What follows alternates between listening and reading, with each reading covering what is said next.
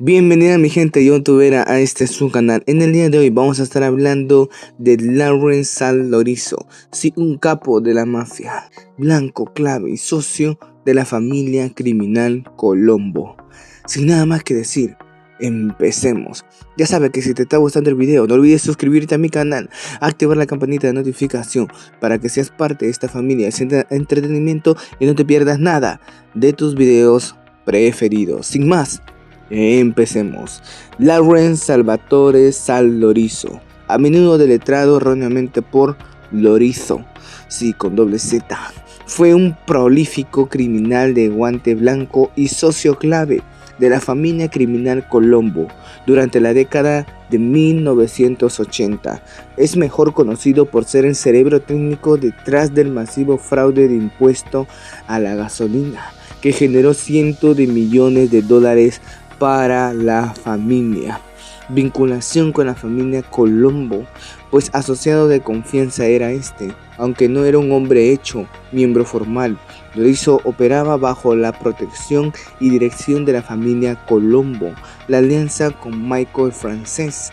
Él trabajó estrechamente con el entonces caporegni Michael Frances, mientras Lorizzo aportaba el conocimiento operativo para manipular las empresas fantasmas. Frances proporcionaba el músculo y la infraestructura mafiosa para proteger el negocio de otros grupos criminales. El fraude de la Margarita Daisy Shine.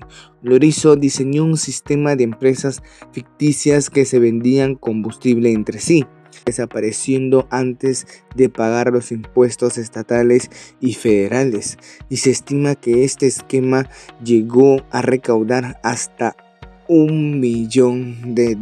Sí, hermanos. La colaboración y caída.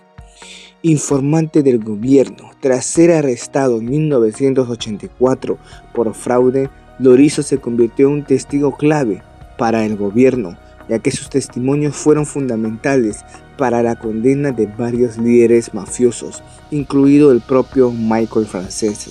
Sí, la protección del testigo era la siguiente, que entró en el programa de protección de testigos bajo el nombre de Lawrence Harrison, pero fue expulsado en 1987 tras ser acusado de continuar con actividades criminales mientras estaba bajo supervisión federal.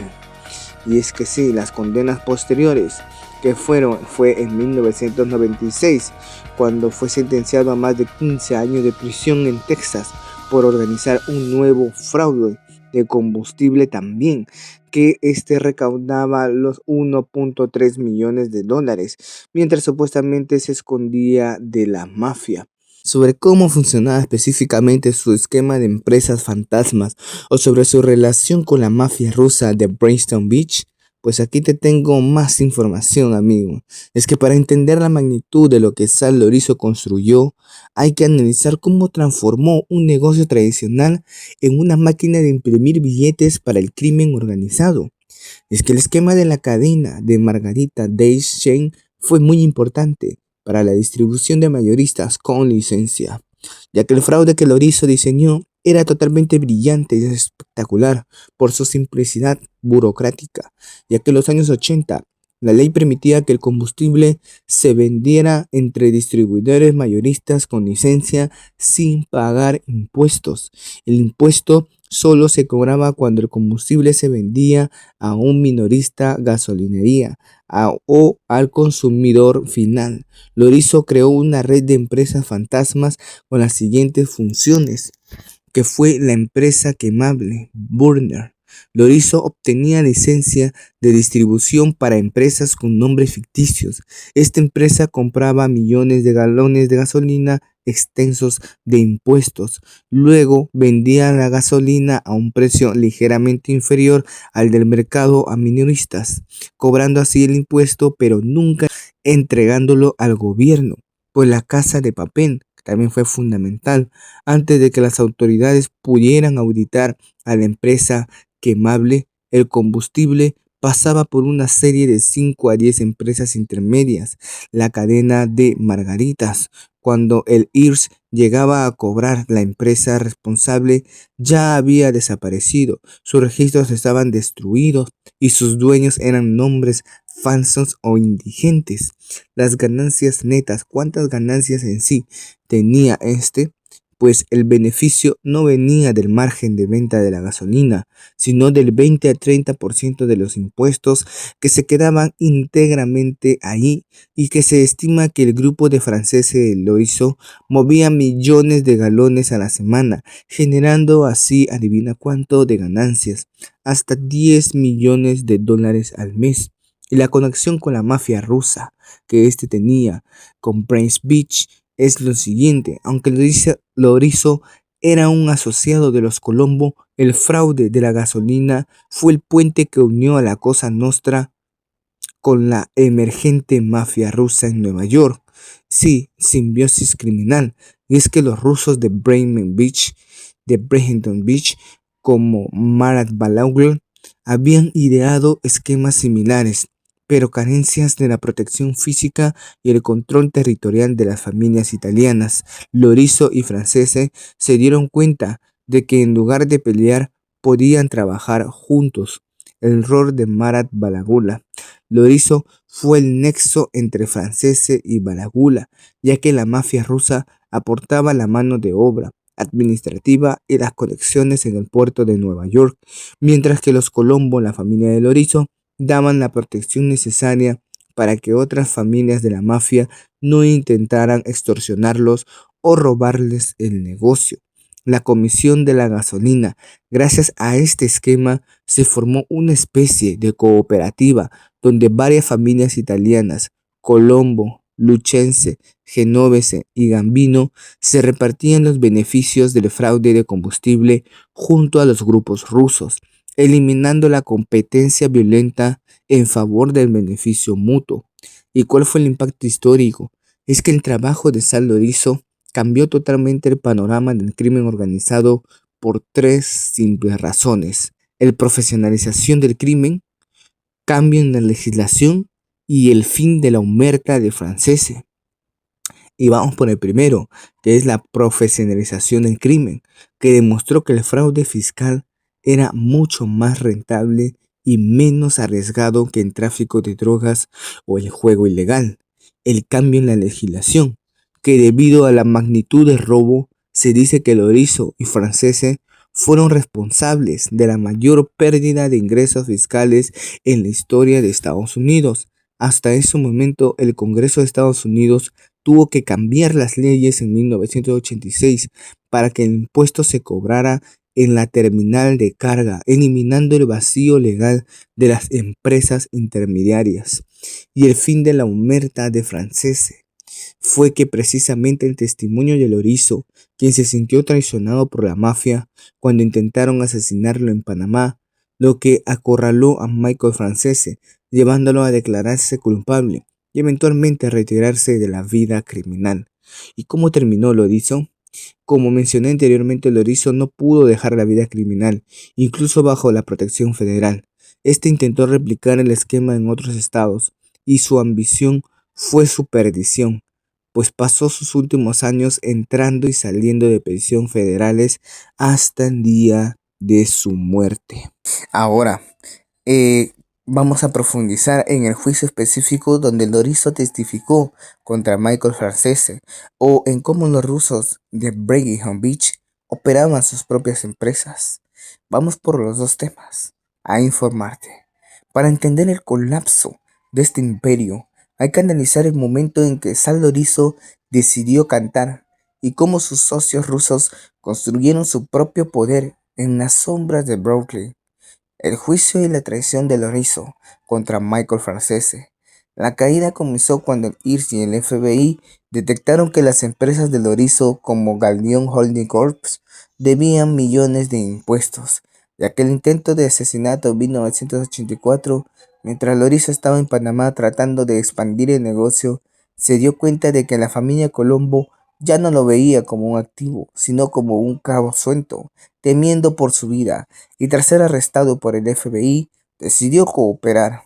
Michael Francese ha admitido también en diversas entrevistas que Lorizo era el único que conocía la arquitectura completa del fraude.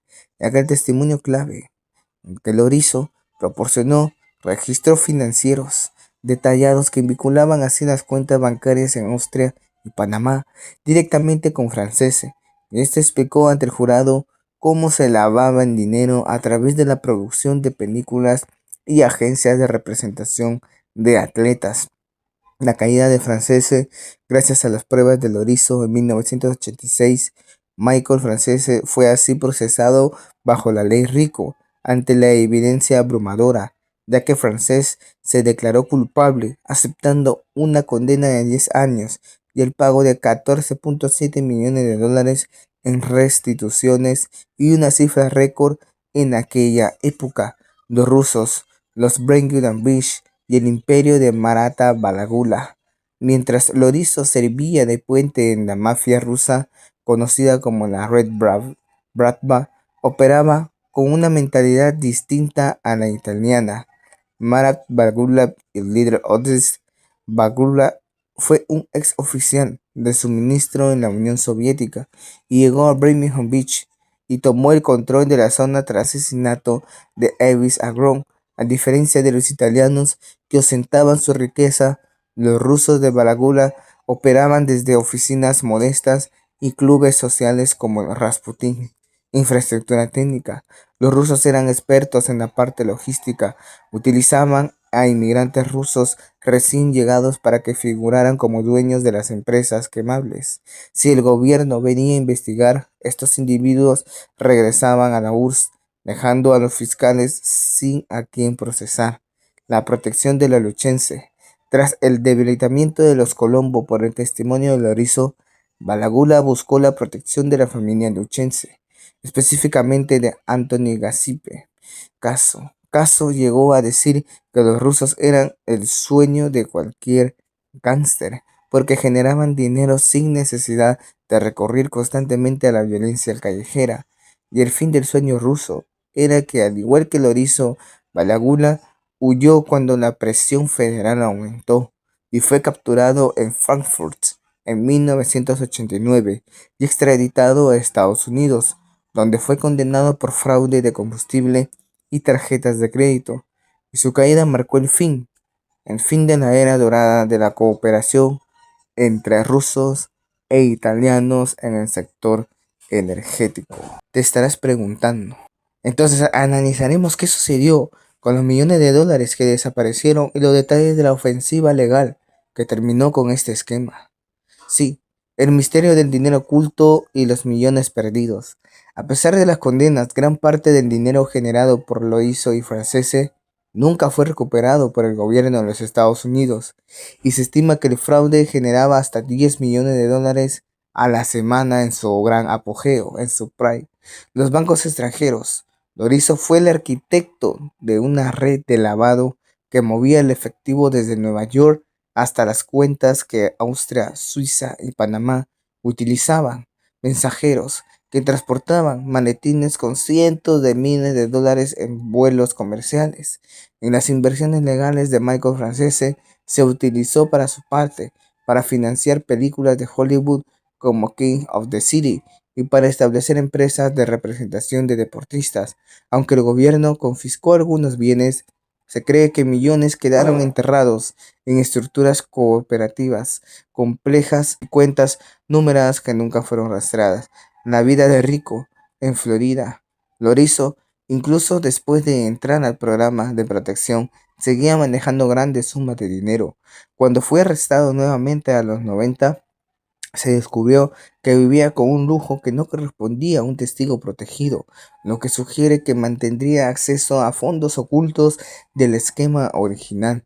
Y la operación de Gaspipe y los documentos del FBI, que fueron las siguientes investigaciones, ya que la investigación federal que desmanteló esta alianza fue una de las más complejas de los años 80, involucrando al FBI y al IRS y agencias estatales.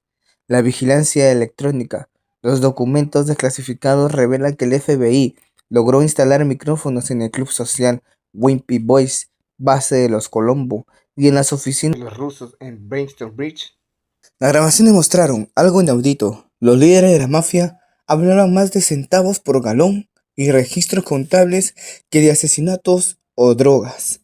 El nexo con Anthony Caso. Los informes del FBI detallan cómo Anthony Gacipepe, Caso de la familia criminal luchense, se convirtió en el protector de los rusos tras la caída de Lorizo. Caso recibía un tributo de varios centavos por cada galón vendido por los rusos, a cambio de que éste liquidara a cualquier competidor o inspector que causara problemas. El cambio de la ley en 1986, tras el éxito de la investigación, llevó a un cambio drástico en el Código Fiscal. Los documentos del FBI y el testimonio de Lorizo ante el Congreso fueron la base para que la ley obligara así a pagar los impuestos en el terminal de carga, donde el camión llena el tanque por primera vez. Esto eliminó la posibilidad inaudita de usar a las empresas fantasmas, intermedias del Lorizo, ya que no había forma alguna de mover el combustible sin haber pagado el impuesto previamente o previamente. El legado de Sal Lorizo. Sí, su legado. Este murió siendo un paria, traicionó a la mafia, fue expulsado por el gobierno de los Estados Unidos del programa de protección por seguir robando y terminar sus días en la sombra. Michael Francese, por su parte, aprovechó su salida de prisión para convertirse en un conferencista motivacional, siendo hoy en día el único capo de alto nivel de esa era que vive públicamente para contar la historia. Sin nada más que decir, nos vemos hasta un próximo video y espero que te haya gustado este video. Sin nada más que decir, nos vemos.